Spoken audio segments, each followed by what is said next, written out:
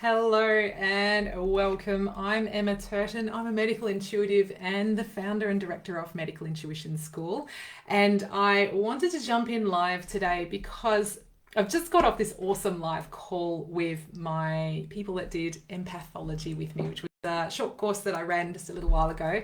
It's still available. I'll be dropping the link into the comments if you are interested in grabbing it. You can still jump in, get all of the knowledge, soak it all up, learn all of the practices, and you can even eavesdrop on this beautiful conversation that we had this morning. So I had a gorgeous bonus live Q&A for those who had enrolled in the live round of Empathology.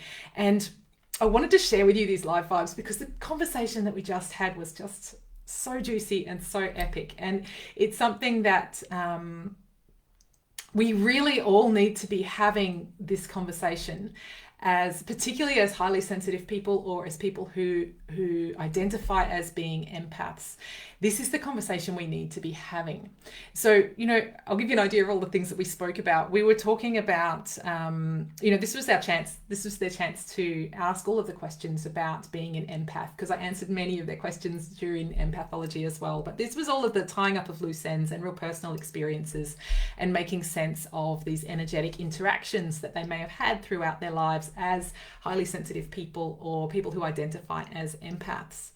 And so what we were talking about were things like the relationship dynamic between an empath parent and a narcissist child, which is a very unique situation. So we went into quite a little bit of detail about that. It's quite a lot more common for people to talk about the narcissist parent and the empath child. And I've had quite a few people ask me about the reverse scenario. And so we spoke about that at length and in detail as well. It's quite a unique and sensitive situation. We also talked about autism and ADHD and the autism spectrum and where the narcissist empath dynamic works with that neural programming. And so, I've had several people ask me about people being on the autism spectrum and whether that means that they may potentially be more likely to be narcissists, or also those who are on the autism spectrum, and this may be you as well, or ADHD. I see them as being the same operating system, so they just present in different ways. You can watch my video on ADHD and autism if you want to find out more about that. I had someone on the autism spectrum say, but some people call me a narcissist, but I know that I'm an empath. How does that work? And we spoke about that at length as well, and the energetic interactions that happen there, because often the issue with being a empath is that we often have these relationships with people that that work out that there is a narcissist empath dynamic going on in that relationship. And that's because we aren't just empaths, we are imbalanced empaths, and that is the distinction. So a balanced empath doesn't have those relationships, doesn't fall into those relationship traps. I don't see narcissists as the enemy either. I see that as an energetic imbalance as well. Different to narcissistic personality disorder, which we also spoke about at length, which is different again.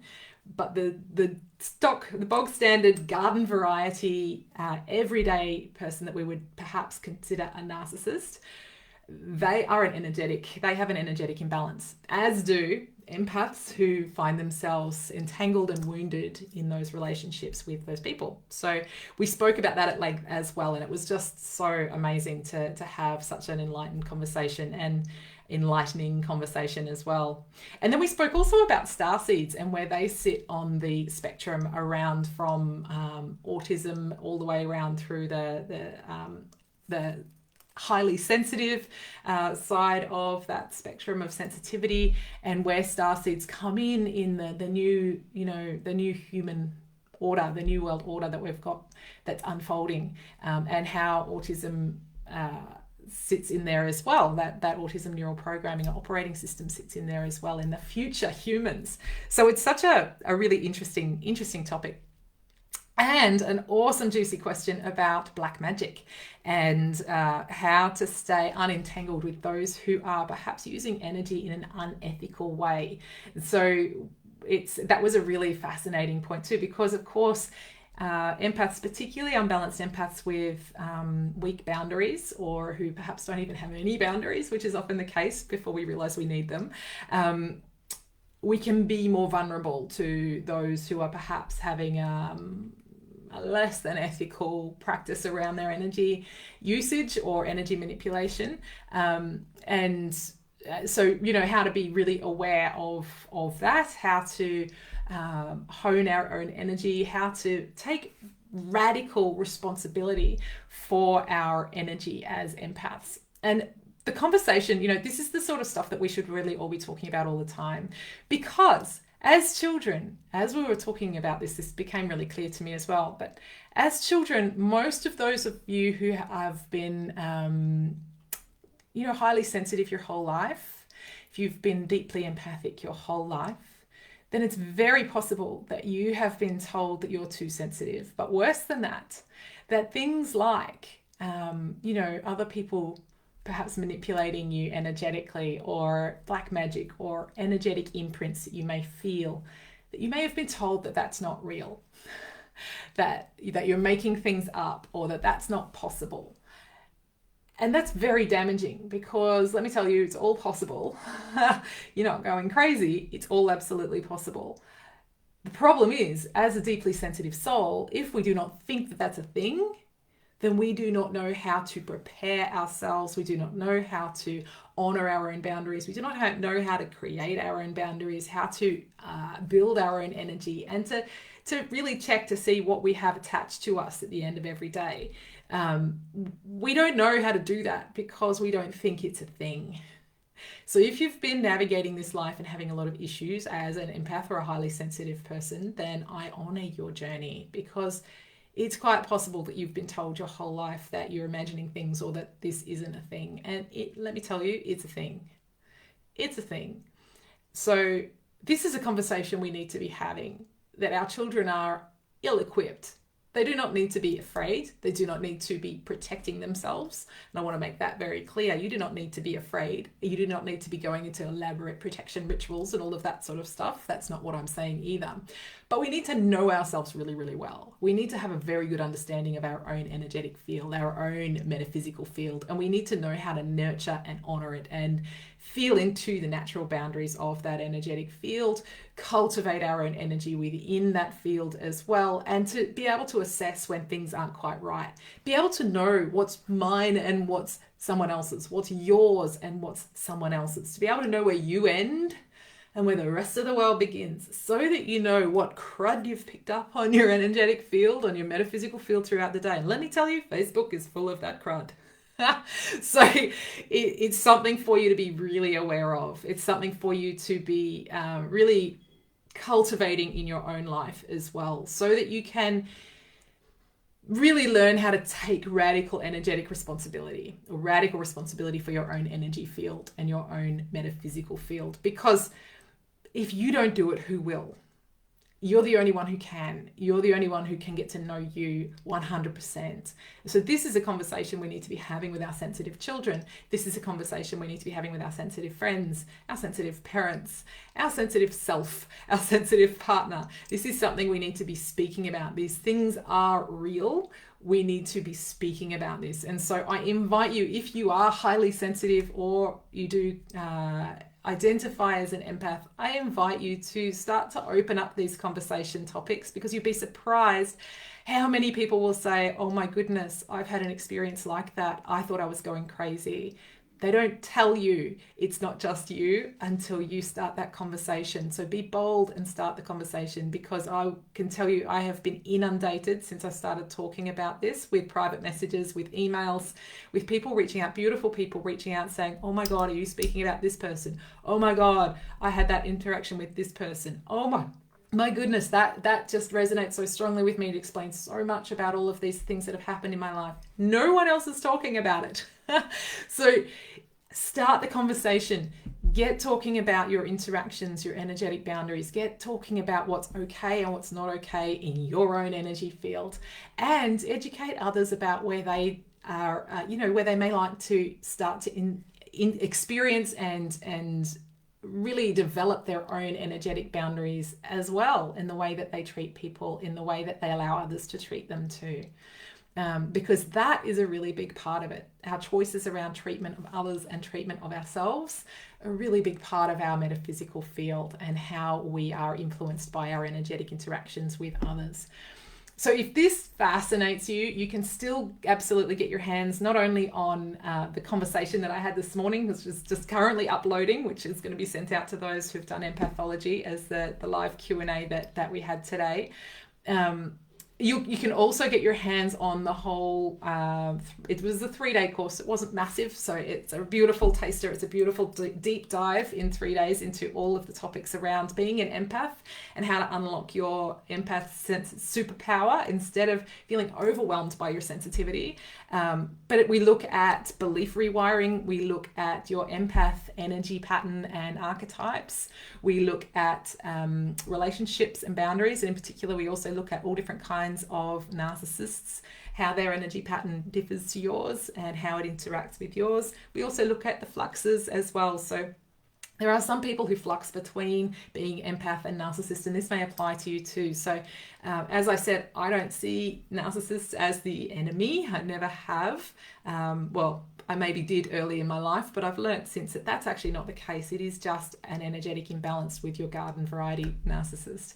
And it can be for all of us, we can repair those imbalances. And so we go into that. And there's a beautiful daily practice in there called the Beautiful Boundaries Meditation as well that you can get hold of and start to work on getting to know your boundaries. And it's your tool to take radical responsibility of your own energetic field. So I will drop the link for that into the comments. If you are interested in that, you can still get it. I wanted to come live and just share with you that juicy conversation because it's so important that we're having these conversations at the front end. I have these beautiful, juicy, energetic conversations behind the scenes of my business in my courses all the time. But this is one that really needs to be brought to the front end. We need to be educating our children. We need to be educating each other. We need to be educating ourselves around our energetic interactions and our own energetic hygiene and our responsibility that we have around maintaining our own metaphysical field. We always have a choice what we allow in and what we don't. But unless we're aware of what is ours and what is not, then we can't make that educated choice. So I am, I thought I'd just pop in and share that with you today. Let me know if you have had some energetic interactions that have been, oh, hi, Angela. That's lovely. Thank you for joining me. I've just noticed there's comments. This whole thing's changed again on Facebook, so finding my way around it. Hi, Zena. Thanks for joining me as well. Yes, and cleansing at the end of each day. Is that what you're saying? At the end of each day, so it doesn't stick. Yes, thanks for the reminder. Yes, absolutely. And I likened going on Facebook these days and social media in general as like rolling around in cat hair. And you're all getting stuck on your clothes, and then you get, sticks and leaves and pieces of hay and straw and, all of the stuff, the crud that can get stuck on your energetic field. And we can go away thinking in this mental spiral that it's all us and that the world is against us or that the world is this really hostile place. And I go into that too. I'm human. But it's up to us to take responsibility for that, to start to identify, hang on, what is mine and what's not? What have I taken on that comes from the outside world that isn't mine? And we can take responsibility for releasing that back to the people it came from and letting it go. So that's totally something that we can do. And so it's something we have to all remember, particularly now when the world is in such turmoil, and in particular media of all kinds, including, TV as well as social, as well as newspapers. Oh my goodness. All of those things, all of that is energetic crud that can get stuck to you. It's not who you are. And so if you feel really out of sorts right now, really overwhelmed by the energy out there right now, then coming back home to who you are and really nourishing your own energy field from within is the really powerful way to align with your own values, to align with what's true for you, and to strengthen yourself from the inside out so that all that stuff just bounces off the outside. Yeah. And so that's what the Beautiful Boundaries meditation that's in Empathology does for you as well. So you have to do it. It doesn't magically do it by itself. You have to actually take the time each day, but it's not a long meditation. It's a beautiful practice. and taking that time each day. At the end of the day is perfect, Zena. I totally agree with you there. It's like having a shower and having that physical hygiene. Energetic hygiene is really important as well. And in particular for those of us who are highly sensitive or who identify as empaths. And some will use both words, some will use one or the other. But those of us who identify as being highly sensitive, it's even more important. It's important for everybody right now, but for us, it's imperative. Like it's our lives depend on it, because we can go into a really dark place or a really dark spiral, and we can really dim our own light by not attending to our own energetic hygiene right now. And so that's really important. And it's such a big thing that we don't realize what we've been, I guess, guided to believe through our upbringing as well. And often if you have been told that what you are sensing is not real, or if you've been told as you're growing up that it's all in your head, or that you've got a really vivid imagination, or all of the stuff that you may have been told as a child, those belief patterns will still potentially be within your subconscious mind, even if you work now in the field of spirituality, even if you work as a reader and access that information by choice now, you may still have some of those beliefs. You have to wonder if that's actually deliberate. If we have been, not by our parents deliberately doing that, but by society in general, and the beliefs around society and the understanding around whether magic is real and all of that sort of stuff around our society and our culture, that perhaps there is a culture for ill-equipping us to protect our boundaries and for managing our own energetic boundaries so that we can be a more vulnerable energy source for those who know how to use it. So that came up in our juicy conversation today as well, that perhaps it's not an accident that we are culturally cultivating ill-equipped, highly sensitive individuals. So just an interesting topic for you there. So that's some of the juice that we were talking about in our live Q&A today. And if you want to get all the goss, you can still get that. You can access it by purchasing and enrolling in Empathology, and you can access all of the modules straight away. You can go straight into it, do all of them, do the daily practices, get in there, interact in the group. I'm still in there. You can interact with me in the group in there, and you can watch the Q&A as well, so you can get all of the juice from this morning.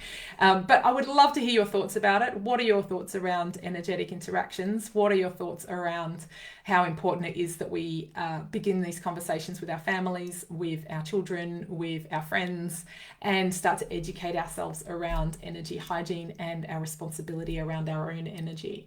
I would love to hear your thoughts and your views around that, and perhaps your experience around those energetic breaches as well.